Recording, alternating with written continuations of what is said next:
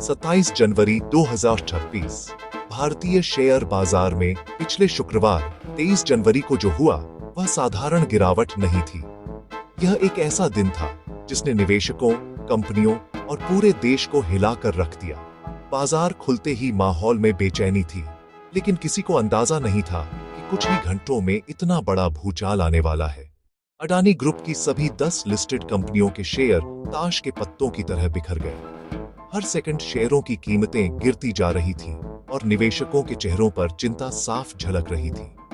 Adani green energy, Adani enterprises और Adani energy solutions जैसी कंपनियों के शेयरों में 1500% तक की गिरावट आई। ये गिरावट इतनी तेज थी कि कई निवेशकों को संभलने का मौका ही नहीं मिला।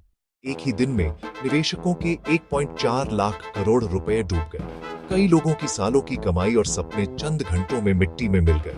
यह नुकसान सिर्फ आंकड़ों तक सीमित नहीं था, बल्कि लोगों की भावनाओं और भरोसे पर भी गहरा असर पड़ा। इस गिरावट की वजह थी अमेरिका से आई एक खबर। अमेरिकी एसईसी ने अडानी ग्रुप के चेयरमैन गौतम अडानी और उनके भतीजे सागर अडानी के खिलाफ कानूनी कार्रवाई तेज करने की अनुमति मांगी थी। इस खबर ने भारतीय बाजार में हलचल मचा दी, क्योंकि इससे पहले कभी इतनी बड़ी भारतीय कंपनी पर अंतरराष्ट्रीय स्तर पर ऐसी कार्रवाई की बात नहीं आई थी। खबर फैलते ही बाजार में डर की लहर दौड़ गई। हर कोई यही सोच रहा था, अब आगे क्या होगा? क्या यह गिरावट और गहरी होगी या बाजार संभल पाएगा? यह घटना सिर्फ एक कंपनी का संकट नहीं, बल्कि पूरे भारतीय बाजार के लिए चेतावनी थी। इसने दिखा दिया कि वैश्विक घटनाएं और विदेशी नीतियां भारतीय अर्थव्यवस्था को कितनी तेजी से प्रभावित कर सकती हैं। अब सभी की नजरें इस पर टिकी हैं कि बाजार इससे कैसे उभरता है और निवेशकों का भरोसा कैसे लौटेगा। इस संकट की जड़ें अमेरिका में चल रही एक बड़ी और गहन जांच से जुड़ी है, जिसमें अडानी ग्रुप के शीर्ष नेतृत्व पर गंभीर आरोप लगे हैं। अमेरिकी जांच एजेंसियां इस मामले को बेहद संवेदनशील मान रही हैं, क्योंकि इसमें अंतरराष्ट्रीय निवेश, सरकारी ठेके और भ्रष्टाचार के आरोप शामिल हैं। यह जांच सिर्फ भारत या अमेरिका तक सीमित नहीं है, बल्कि इसका असर वैश्विक स्तर पर महसूस किया जा रहा है।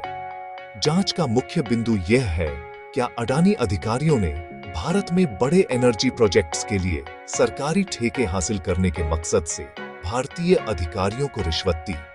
अगर ये आरोप सही साबित होते हैं, तो यह न सिर्फ भारतीय कॉरपोरेट जगत के लिए, बल्कि अंतरराष्ट्रीय व्यापारिक संबंधों के लिए भी बड़ा झटका होगा। 2022 में अडानी ग्रीन एनर्जी ने अमेरिकी निवेशकों से $175 मिलियन जुटाए थे। उस समय कंपनी ने वादा किया था कि यह फंड पूरी तरह पारदर्शी और कानूनी कामों में ही इस्तेमाल होगा।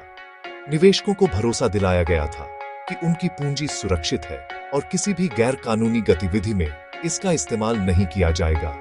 लेकिन अब अमेरिकी एजेंसियों को शक है कि इस पैसे का एक हिस्सा भारत में रिश्वत देने के लिए इस्तेमाल किया गया। जांचकर्ता फंड ट्रांसफर के हर पहलू को बारीकी से खंगाल रहे हैं, ताकि यह पता चल सके कि कहीं निवेशकों के पैसे का दुरुपयोग तो नहीं हुआ। मार्च 2023 में जांच के दौरान सागर अडानी के फोन से कथित व्हाट्सएप चैट्स और डिजिटल फाइलें बरामद हुईं। इन चैट्स और दस्तावेजों में कथित तौर पर रिश्वत के लेन देन और अधिकारियों से संपर्क की बातें सामने आईं, जिससे जांच को और मजबूती मिली। इन सबूतों के आधार पर अमेरिकी सिक्योरिटीज एंड एक्सचेंज कमीशन यानी SEC ने न्यूयॉर्क कोर्ट में याचिका दायर की। SEC ने कोर्ट से अनुरोध किया कि उन्हें ईमेल के जरिए समन भेजने की इजाजत दी जाए, ताकि जांच में तेजी लाई जा सके और जिम्मेदार लोगों को जल्द से जल्द अदालत के सामने पेश किया जा सके। जैसे ही यह खबर सामने आई, निवेशकों में घबराहट फैल गई। शेयर बाजार में भारी बिकवाली शुरू हो गई और अडानी ग्रुप की कंपनियों के शेयरों में तेज गिरावट दर्ज की गई। इस पूरे घटनाक्रम ने न सिर्फ निवेशकों का भरोसा हिलाया, बल्कि भारतीय कॉरपोरेट गवर्नेंस पर भी सवाल खड़े कर दिए। SEC के दस्तावेजों के मुताबिक अडानी ग्रुप पर भारतीय अधिकारियों को करीब 2200 करोड़ रुपए रिश्वत देने का आरोप है। यह आरोप सिर्फ एक साधारण लेन देन का नहीं, बल्कि एक बड़े और सुनियोजित घोटाले का हिस्सा बताया जा रहा है। SEC यानी अमेरिकी सिक्योरिटीज एंड एक्सचेंज कमीशन ने अपनी जांच में कई चौंकाने वाले तथ्य उजागर किए हैं, जिससे इस मामले की गंभीरता और बढ़ जाती है। बताया गया है कि यह भारी भरकम रकम बिजली खरीद समझौतों को अपने पक्ष में कराने के लिए दी गई थी। इन समझौतों के जरिए कंपनियों को फायदा पहुंचाने के लिए अधिकारियों को प्रभावित किया गया। बिजली सेक्टर में इस तरह के भ्रष्टाचार से न सिर्फ सरकारी राजस्व को नुकसान होता है, बल्कि आम जनता की जेब पर भी असर पड़ता है। खासतौर पर आंध्र प्रदेश और ओडिशा जैसे राज्यों में बड़े पैमाने पर लेन देन हुए। SEC की रिपोर्ट के अनुसार आंध्र प्रदेश में लगभग 600 करोड़ रुपए की रिश्वत दी गई, जबकि ओडिशा में भी सैकड़ों करोड़ के लेन देन सामने आए हैं।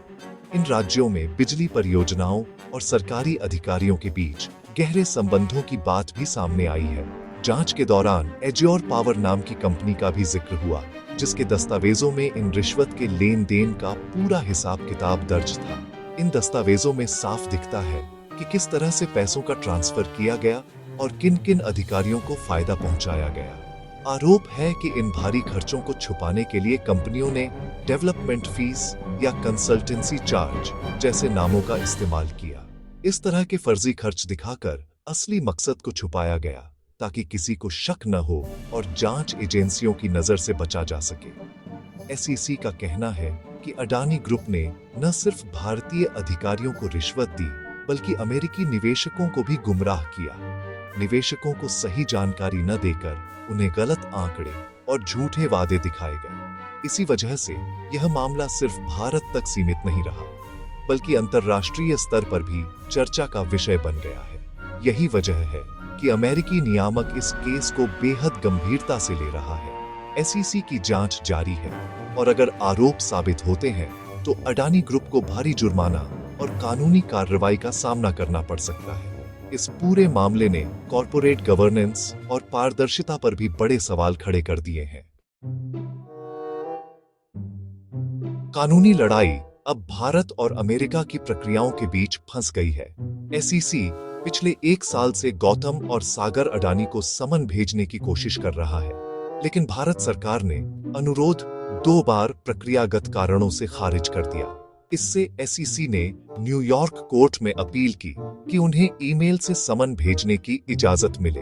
अगर कोर्ट यह अनुमति देता है तो यह अडानी ग्रुप के लिए बड़ा झटका होगा। अगर अधिकारी समन का जवाब नहीं देते तो अमेरिकी कोर्ट गिरफ्तारी वारंट जारी कर सकती है, जो भारत में लागू नहीं होगा, लेकिन अंतर्राष्ट्रीय स्तर पर असर डालेगा। यह मामला अब कूटनीतिक और कानूनी टकराव का रूप ले चुका है। भारत अमेरिका कानूनी सहयोग पर भी सवाल उठ रहे हैं। SEC की कार्रवाई की खबर फैलते ही अडानी ग्रुप की कंपनियों के शेयरों में सुनामी आ गई। अडानी एंटरप्राइजेज 11% गिरा, अडानी ग्रीन एनर्जी 15% टूटा, अडानी एनर्जी सॉल्यूशंस और अडानी पोर्ट्स समेत सभी कंपनियों के शेयर लाल निशान में बंद हुए। एक ही दिन में ग्रुप का मार्केट कैप 1.4 लाख करोड़ रुपए घट गया। विदेशी और घरेलू निवेशकों ने भारी बिकवाली की। इस गिरावट का असर पूरे बाजार पर पड़ा। निफ्टी और सेंसेक्स भी कमजोर बंद हुए। छोटे निवेशकों के लिए यह दिन बुरे सपने जैसा था। कई लोगों ने अपनी जीवन भर की बचत का बड़ा हिस्सा खो दिया। अब निवेशक दुविधा में हैं, रुकें या नुकसान में बेच दें। अडानी ग्रुप ने सभी आरोपों को सिरे से खारिज किया है।